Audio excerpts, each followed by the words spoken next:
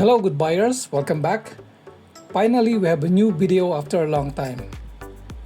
At ang unang re-review natin ngayon ay ang Soundcore 3 Bluetooth speaker ng Anker.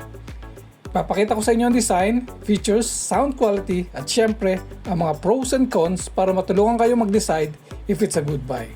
Let's find out!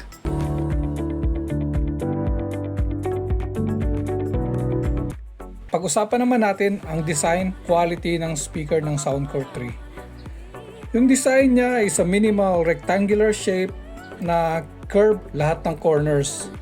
Made of a rubber casing kaya hindi siya madulas hawakan.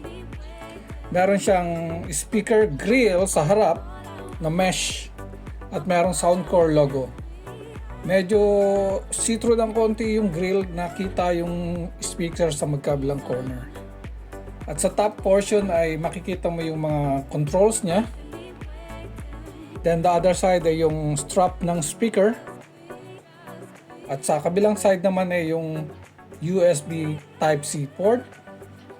Sa likod is yung Soundcore logo na nakadibos.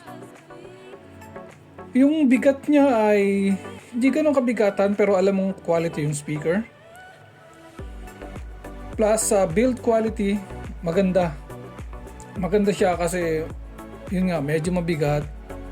Sa size naman, with regards to the size, yung laki niya is almost the same size as yung mga cellphone natin. Medyo pinababa lang na konti. Yung haba niya halos kasing laki lang ng cellphone. Very portable yung size niya na pwede mong dala-dalahin at ilagay sa bag.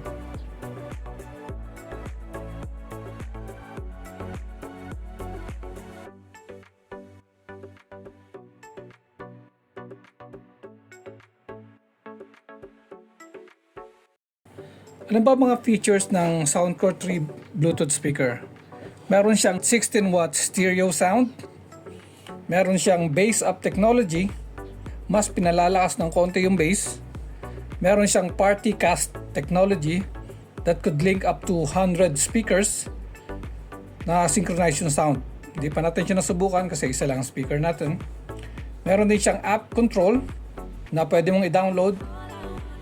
Pero yung laman nun ay halos mga EQ presets plus you can control the speaker from the apps.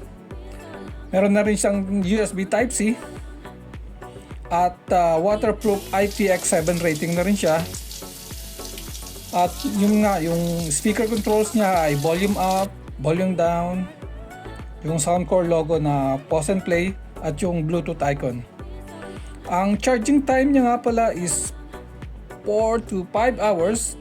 Merong playtime na almost, they say 24 hours.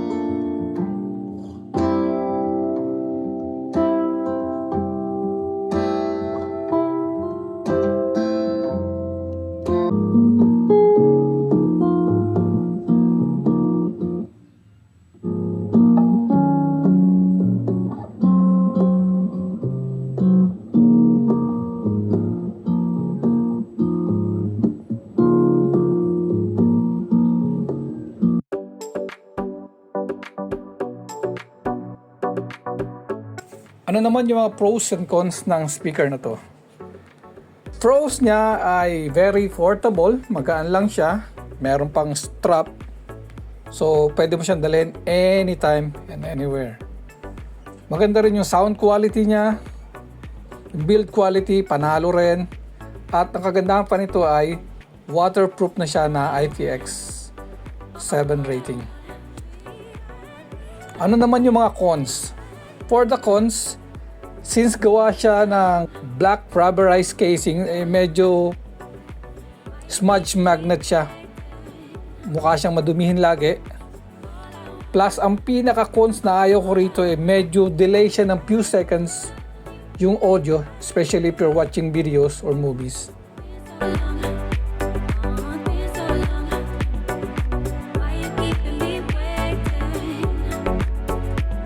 Ano nga ba ang verdict? Is it a good buy?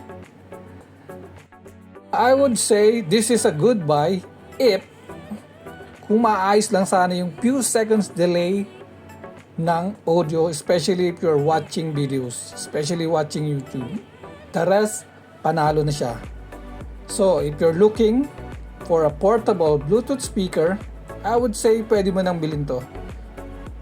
Suggested retail price niya nasa website is 4,395 pesos base ron sa website. Medyo mura na compared to the JBL na medyo malaki, pero mas alam ko naman panalong-panalo yung speaker na yun. So until next time, good wires, sana nagustuhan niyo yung video review.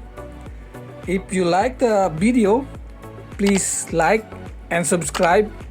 At pwedeng pakishare na rin. Baka naman.